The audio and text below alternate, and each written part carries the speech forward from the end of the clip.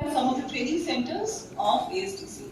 So it's a learning, but every learning needs to be assessed. Only then you get credits for it.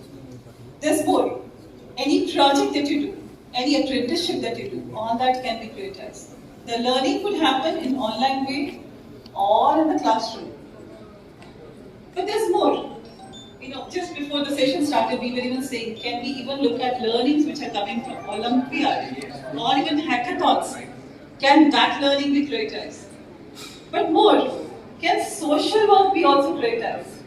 That depends upon a university if they want to recognize that kind of social work, or they will want to recognize Udisi dance. For example, IIT Bhubaneswar has a one credit course on Udisi dance, and they recognize that Udisi dance as one of the credits which can be used for getting a BTech degree.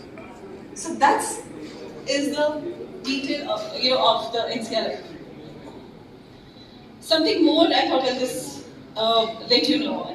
So there's a concept of how many hours you say. We say almost 30 hours of learning will be equal to one credit.